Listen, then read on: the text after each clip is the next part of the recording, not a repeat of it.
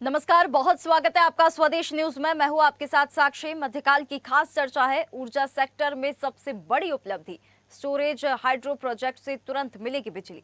दरअसल मध्य प्रदेश अब ऊर्जा के क्षेत्र में तेजी से आत्मनिर्भरता की ओर बढ़ता नजर आ रहा है। राज्य सरकार की रणनीतिक योजनाओं और बड़े प्रोजेक्ट्स के चलते प्रदेश पावर सरप्लस स्टेट बनने की दिशा में मजबूत कदम उठा रहा है। राज्य में पारंपरिक ऊर्जा स्रोतों के साथ ही साथ नवीकरणीय ऊर्जा पर भी विशेष फोकस किया जा रहा है। सौर और पवन ऊर्जा के क्षेत्र में मध्य प्रदेश देश के अग्रणी राज्यों में शामिल हो चुका है।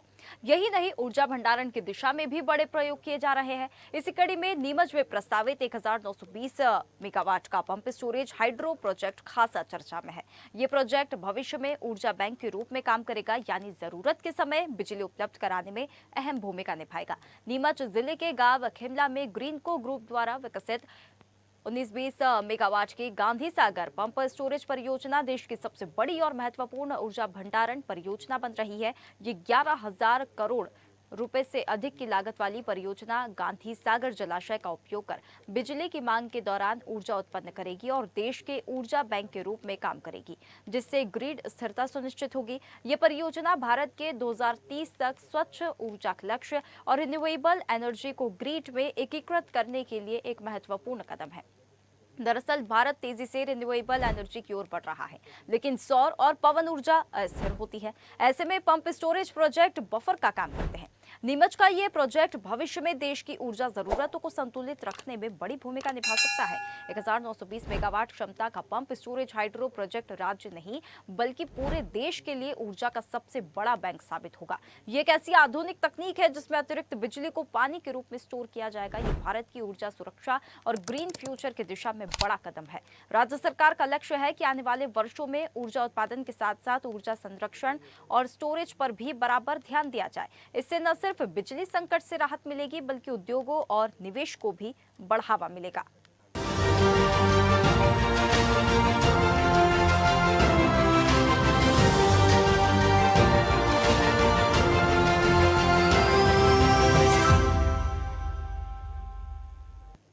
तो देखिए, ऊर्जा सेक्टर में सबसे बड़ी उपलब्धि यहाँ पर मानी जा रही है स्टोरेज हाइड्रो प्रोजेक्ट से तुरंत ही बिजली मिलेगी।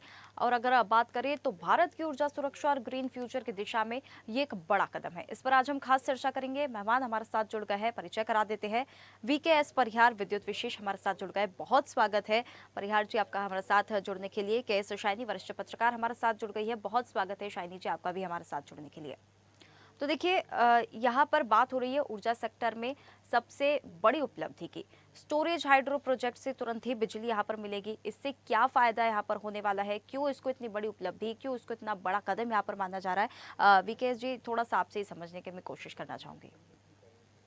ये पंप स्टोरेज जो यहाँ 1920 मेगावाट का ग्रीनको एनर्जी द्वारा बनाया जा रहा है, पिछले 5-6 साल से ये कार्य चल रहा है। अब शायद दिसंबर में इसके पूरा होने की उम्मीद है, जिससे कि पूरे भारत को इसका स्टोरेज मतलब ये है कि हम जो पावर आज की डेट में हमें मिलती है, चाहे वो अपना NTPC का हो, सो जो भी हो, वो कंटिन्यूअस पावर है, जिसका यदि पावर को हम उपयोग करते रहें तो उसका उपयोग होता है, यदि हम उपयोग नहीं करें तो वो वेस्ट हो जाती है।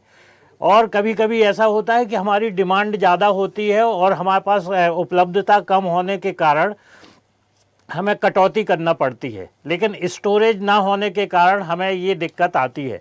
तो पंप स्टोरेज एक बहुत एडवांस टेक्निक है। विदेशों में तो ये बहुत पहले से चालू है, लेकिन इंडिया के लिए ये शायद दूसरी परियोजना है जो अब चालू होने वाली है। एक छोटी परियोजना पहले से चल रही है पंप स्टोरेज। इसमें मुख्य रूप से ये होता है कि जहाँ पे हमारा डैम होते हैं और जहाँ पे हमारी हाइड्रो इलेक्ट्रिक बनती है, वहाँ पे एक डैम रहता है, उसी से हम अपना ऊर्जा जो हमारे जनरेटिंग स्टेशन रहते हैं नीचे, उससे जो वाटर फ्लो होता है उससे हम एनर्जी ले लेते हैं। लेकिन ये नई टेक्निक इस प्रकार से है कि इसमें एक डैम तो उपलब्ध रहता है पहले ही से, इसमें एक अपर डैम और एक लोअर डैम, 2 डैम रहते हैं। तो अपर डैम की जो वाटर है वो ऊर्जा बनाता हुआ जो नीचे पानी चला जाता है, जिसको हम बाद में ये सोच सकते हैं कि ये वेस्ट है, तो एक डैम और नीचे बनाते हैं इसमें, इस प्रक्रिया में, और उसका पानी जब हमारे उपयोग में करने के लिए उसको फिर मोटर के द्वारा फिर अपर डैम में ले जाते हैं, और इसमें वो एनर्जी यूज करते हैं जो हमारी सस्ती एनर्जी होती है। जैसे दिन में हमारे सोलर एनर्जी रहती है, तो सोलर एनर्जी का उपयोग हम इस पानी को, जो लोअर डैम में पानी है, उसको फिर से अपर डैम में ले जाते हैं, और अपर डैम से फिर उसको जो हमारे जनरेटिंग स्टेशन रहते हैं उससे फिर से बिजली बनाई जाती है। तो मतलब ये पंप स्टोरेज हो गया कि पानी का स्टोर कर लिया हमने, और जब हमें ज़रूरत पड़ेगी तब हम उसका उपयोग कर सकते हैं। ये एक नई टेक्निक है। इंडिया में ये सबसे बड़ा प्रोजेक्ट आने वाला है, जिससे कि बिल्कुल हमारी जो कटौती होती थी, जब कभी कभी आज की डेट में, जैसे हम मध्य प्रदेश के परिप्रेक्ष्य में देखें तो 25,000 मेगावाट का हमारा इंस्टॉल कैपेसिटी है जिनके पीपीए है, और 20,000 के लगभग अभी 19,000 समथिंग मैक्सिमम डिमांड हमारी गई है पिछले साल। लेकिन कभी कभी ऐसा होता है कि जो हमारे कोयले वाले प्लांट हैं उनमें कोई ब्रेक डाउन हो जाता है, तो फिर हमें कटौती करना पड़ती हो, हमारे पास पावर उपलब्ध नहीं रहता है। उस समय ये सबसे ज़्यादा आवश्यक रहेगी कि हमें कटौती नहीं करना पड़ेगी, और ये पावर रहेगी तो हम अपना जो डिमांड है उसको मीट आउट कर सकते हैं। बिल्कुल बिल्कुल। के एस शाइनी जी हमारे साथ जुड़ गई है, बहुत स्वागत है के एस शाइनी जी आपका हमारे साथ जुड़ने के लिए। देखिए, अब ये इंडिया में सबसे बड़े प्रोजेक्ट की अब यहाँ पर बात हो रही है। ऊर्जा सेक्टर में ये जो बड़ी उपलब्धि यहाँ पर मानी जा रही है, स्टोरेज हाइड्रो प्रोजेक्ट की यहाँ पर बात की जा रही है, कितना यहाँ पर फायदा होने वाला है। ग्रीन एनर्जी को यहाँ पर जो है सरकार बढ़ावा दे रही है, कितना राज्य को तो फायदा होगा ही, लेकिन अब साथ में देश को भी यहाँ पर बड़ा फायदा होने की बात कही जा रही है। कैसे देखती हैं आप इसे? साक्षी, ये बहुत महत्वपूर्ण प्रोजेक्ट है, और आप जैसे जानते हैं कि हमने अपने जो रिन्यूएबल एनर्जी है through solar and wind energy जो है, वो हमने 2030 तक जो करना था वो हमने ऑलरेडी अचीव कर चुका है। मतलब इसमें मध्य प्रदेश का भी बहुत बड़ा रोल है। तो पर अब इसको क्या है कि स्टोरेज के लिए अगर हम एक व्यवस्था बना दे, इस तरह का प्रोजेक्ट आ जाता है जिससे हम जो सोलर एनर्जी मतलब उत्पादन होता है उसको हम स्टोर भी कर सकते हैं।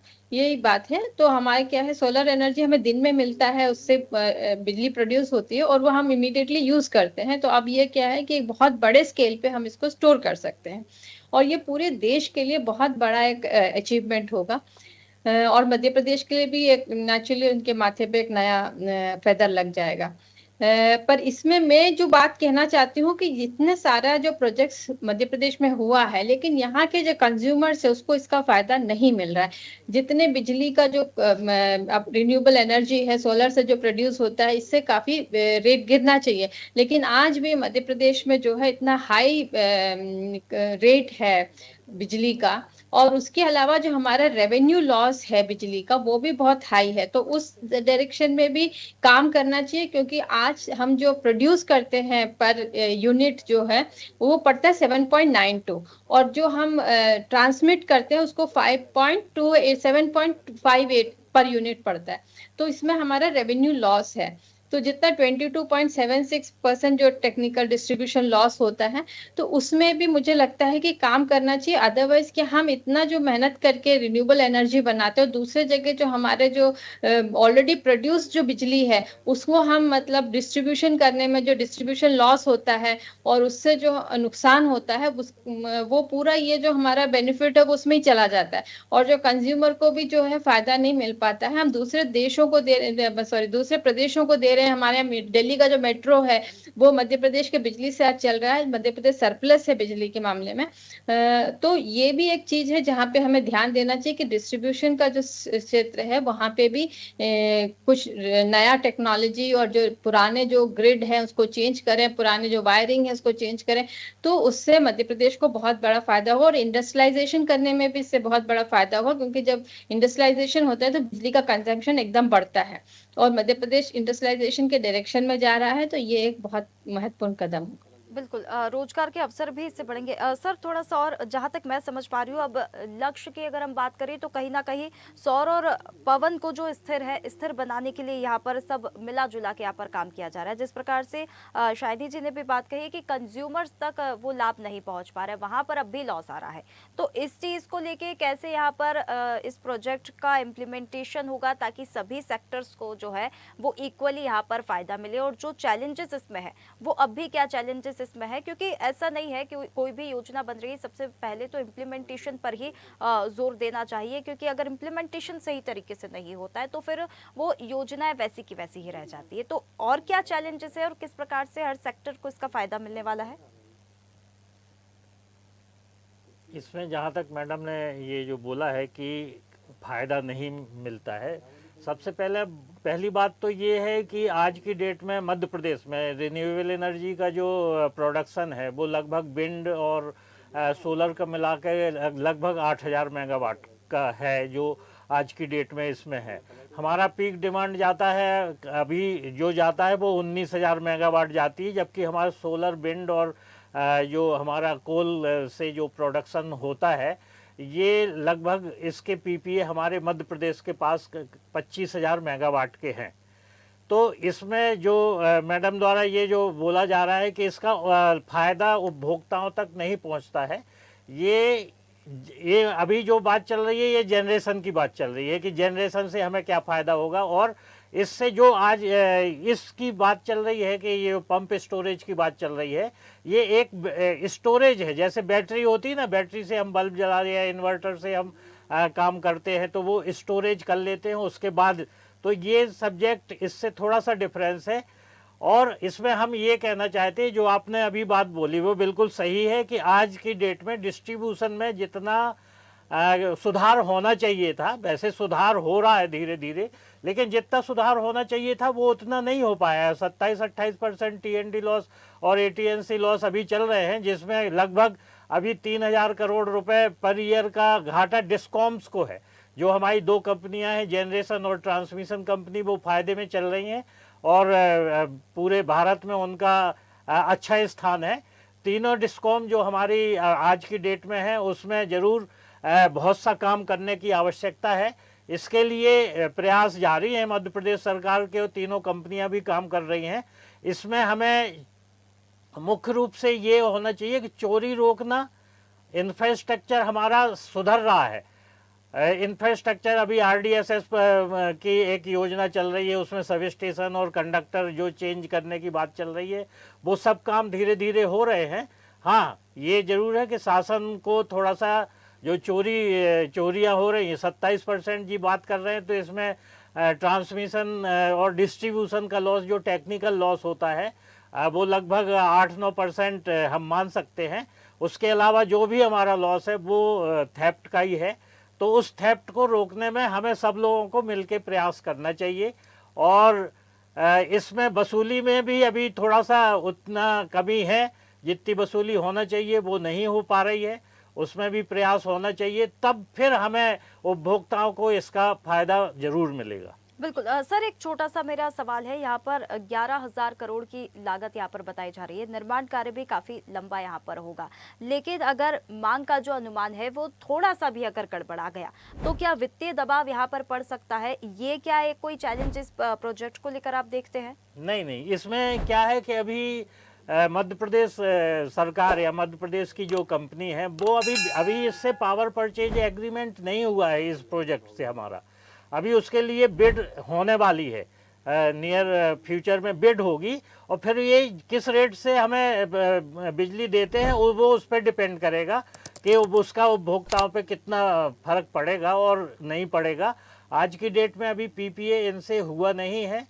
पीपीए का मतलब बिडिंग चालू होने वाली है। बिड के बाद जो भी पंप स्टोरेज के और भी जो आएंगे उनसे ये पता लगेगा कि इसका हमारे उपभोक्ताओं पे इसका क्या प्रभाव पड़ता है। बिल्कुल शाइनी जी, देखिए इस प्रकार के अगर प्रोजेक्ट्स आ रहे हैं और नो डाउट इंफ्रास्ट्रक्चर में जो है सरकार लगातार काम कर रही है और मध्य प्रदेश आगे बढ़ रहा है, इससे इंफ्रास्ट्रक्चर को भी मजबूती मिलेगी, रोजगार भी यहाँ पर मिलेगा। तो इस प्रकार के प्रोजेक्ट्स जो है ये मुझे ऐसा लगता है कि लगातार बनते तो खैर रहने चाहिए, लेकिन कोई एक प्रोजेक्ट और कोई एक योजना बना दी गई है तो उसका इम्प्लीमेंटेशन पे ज्यादा ध्यान देना चाहिए, क्योंकि इससे बहुत बड़ा यहाँ पर फायदा मिलने वाला है। जी, बिल्कुल साक्षी जी, ये जो मैंने जैसे पहले भी कहा, इसमें मैं ये नहीं, ये स्टोरेज जो है ये बहुत ज़रूरी था और ये एक पहला देश का पहला प्रोजेक्ट आ रहा है, तो मध्य प्रदेश को निश्चित तौर पे ये बहुत गर्व की बात है कि ये मध्य प्रदेश में बन रहा है और मध्य प्रदेश में सोलर एनर्जी का प्रोडक्शन भी सबसे ज़्यादा हो रहा है। तो पर बात वही है, मैं ये कह रही थी कि जो ट्रांसमिशन और डिस्ट्रीब्यूशन जो लॉस होता है और जैसे सर ने बोला कि जो थेफ्ट है, वो भी हमारे यहाँ बहुत ज़्यादा है और तीसरा मध्य प्रदेश जो है जिस तरह से फ्री बिजली सब्सिडाइज बिजली दे रही है उसके वजह से भी डिस्कॉम को काफी लॉस हो रहा है। तो और कई कई विभाग है जो सरकारी विभाग ही है जहां से पेमेंट जो है वो नहीं जा रहा, सालों से नहीं जा रहा है वहां से पेमेंट।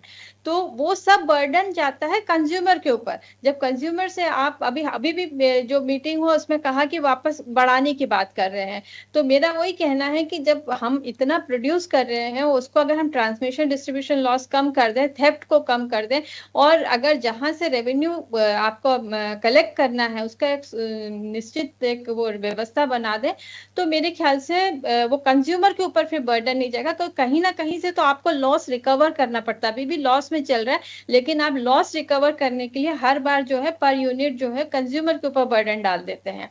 तो मुझे लगता है कि उसको थोड़ा-सा कम करना चाहिए बर्डन जो है कंज्यूमर, क्योंकि वो कमर्शियल में तो और भी ज़्यादा हो जाता है। जब हम इंडस्ट्रियलाइज़ेशन की बात करते हैं, तो अगर आप बिजली का रेट इतना ज़्यादा कर देंगे, तो उनका जो प्रोडक्शन कॉस्ट भी बढ़ जाएगा। तो आप जब इसको इम्प्लीमेंट करेंगे कि ये डिस्ट्रीब्यूशन लॉस और या ट्रांसमिशन लॉस कम करेंगे, इसके लिए पूरा ग्रिड चेंज करना पड़ेगा। जो सबस्टेशन इतने पुराने हो गए हैं, जो ग्रिड है वो अंडरग्राउंड कर दे, थेफ्ट कम हो जाएगा उससे। आप जैसे ओपन वायर्स होते हैं तो इससे ज्यादा लॉस होता है, हवा चलती है और उनसे भी काफी लॉस होता है। तो ये सब टेक्निकल चीजें हैं जो अगर आप थोड़ा भी इसमें एक मतलब बहुत ज्यादा खर्चे की बात नहीं है, लेकिन एक निश्चित एक ब्लूप्रिंट बनना चाहिए पहले कि किस तरह से हम इसको कंट्रोल कर सकते हैं, कम कर सकते हैं। तो मेरा वही कहना है कि ये बहुत ही महत्वपूर्ण एक प्रोजेक्ट है और अगर ये इम्प्लीमेंट हो जाता है 2030 तक बोल रहे हैं, सॉरी 1 साल में कंप्लीट हो जाएगा शायद, तो उसके बाद उसका लाभ तो मध्य प्रदेश को मिलेगा ही, लेकिन इसको करने से वो एडिशनल लाभ का फायदा दिखेगा। सर शाहिदी जी के सवालों पे आपका ध्यान मैं आकर्षित करना चाहूँगी उन सवालों की ओर, क्योंकि लॉस की यहाँ पर फिर से बार बार बात आ रही है, क्योंकि जितना भी फिर लॉस का जो भी है वो कंज्यूमर्स पर डाल दिया जाता है, यहाँ पर शाहिदी जी की तरफ से भी है। तो ये फिर तो ये एक बहुत बड़ा चैलेंज यहाँ पर हो जाएगा। जी जी, ये इसमें जहाँ तक कंज्यूमर के ऊपर लोड की बात है, तो ट्रांसमिशन कंपनी फ़ायदे में चल रही है और उसका लॉस 3% से नीचे है, जो कि हमारा स्टैंडर्ड है नियामक आयोग का, उससे भी नीचे है। ट्रांसमिशन मतलब जो 132 बड़े टावर की लाइनें होती हैं वो बिल्कुल परफेक्ट है एमपी का और टॉप कंपनियों में आता है।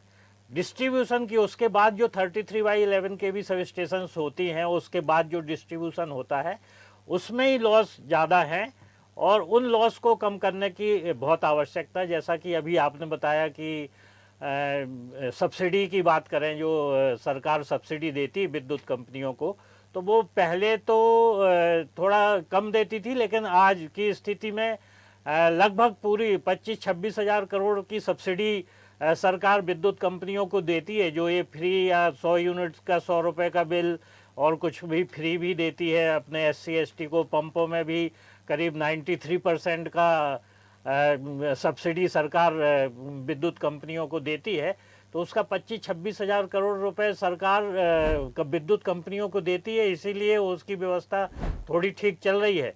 तो सरकार अभी दे रही है। जहाँ तक आपने ये भी बोला कि जो गवर्नमेंट के कनेक्शन हैं उसमें, हाँ उसकी भी बात है कि आज अभी मार्च में यदि हम देखें तो मार्च में लगभग 2000 करोड़ रुपए अभी सरकारी जो सरकारी विभाग हैं उनमें करीब 2000 करोड़ रुपए की बकाया है, जो विद्युत कंपनियों को न मिलने के कारण विद्युत कंपनियों को लोन लेना पड़ता है और उस लोन का पेमेंट भी करना पड़ता है और उसके कारण जरूर उपभोक्ताओं पे थोड़ा बहुत बर्डन तो आता है। ये बिल्कुल सही है। जो नियामक आयोग देखता है उसको कभी डिसअलाउ भी करता है। एक बात और है कि विद्युत उपभोक्ताओं पे क्यों आता है इसका बर्डन, कि जो नियामक आयोग हमें लॉस का ये एक ट्रेजेक्ट्री है कि वो 15% लॉस से ज़्यादा के यदि लॉस होता है विद्युत कंपनियों में, तो उसका बर्डन उसका जो टैरिफ देना चाहिए, जो टैरिफ विद्युत कंपनियां मांगती हैं, जैसा कि अभी आपको पता होगा कि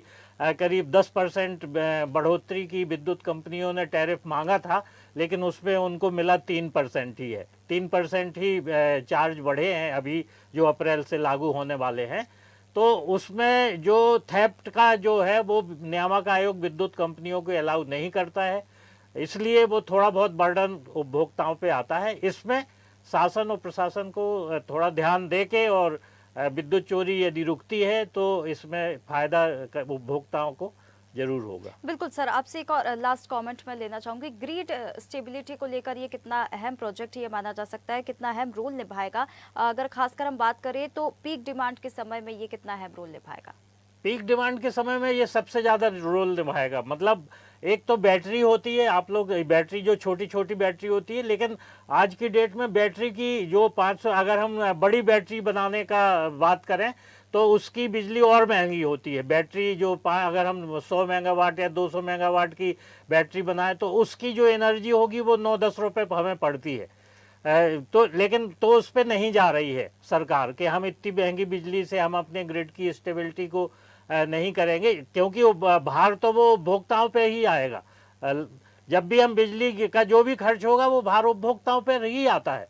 तो इसीलिए पंप स्टोरेज सस्ता है कि इसका जो पंप चलेंगे जो दिन में, जिससे वो स्टोरेज करेगा, वो सोलर एनर्जी से चलेंगी, जो कि अभी 2.5-3 रुपये अभी चल रही है। इसका रेट 2.5-3 रुपये ही आता है सोलर एनर्जी का। इससे पंप कर देगा और पंप से हम इसको स्टोर कर लेंगे, इस वाटर को, और जब ज़रूरत पड़ेगी तो इसको चला के हम उसको ग्रिड को अपना स्टेबल बना सकते हैं। क्योंकि यदि भार डिमांड बढ़ती है और हमारे पास उत्पादन नहीं होता है तो ग्रिड में अनस्टेबिलिटी आती है। ये बैटरी स्टोरेज या ये पंप स्टोरेज इसको अच्छे तरीके से सॉर्ट आउट कर सकेगा। बिल्कुल बिल्कुल। शानी जी देखिए, सर की तरफ से तो सारी वर्किंग इम्प्लीमेंटेशन चैलेंजेस पर बात हो गई है। अब अगर मध्य प्रदेश के विकास को लेकर हम बात करें तो इंडस्ट्री और निवेश के लिए पावर सिक्योर स्टेट बनकर अब मध्य प्रदेश उभर कर सामने आ सकता है, या आ रहा है, या आ चुका है? नहीं, बिल्कुल आ चुका है। मध्य प्रदेश पावर सरप्लस हो चुका है और इंडस्ट्री जितने अभी आने हैं उसके बाद जो उनकी आवश्यकता होगी, जिस परसेंटेज से वो बढ़ेगा, तो उस हिसाब से हमारे पास सौर ऊर्जा भी, रिन्यूएबल एनर्जी जो है वो हमने काफी बढ़ाया है। और आमतौर पे जो बिजली के पहले कटौती होती थी उतनी अब नहीं होती है, तो हम लोग सक्षम है उसको मीट करने के लिए जो भी जरूरतें हैं। पर इसमें मैं एक और चीज सर से जानना चाहूंगी, जैसे सौर ऊर्जा में जब हम ये कहते हैं कि जो आम जनता है उनसे भी हम ये करते हैं कि सोलर पैनल्स लगा के बिजली प्रोड्यूस करें, घर घर जो सोलर पैनल्स लगा के बिजली, और उसमें एमपीपी उससे परचेस करती है। तो वो रेट भी मेरे ख्याल से दूसरे स्टेट के हिसाब से मध्य प्रदेश में काफी कम रिटर्न मिलता है उनको।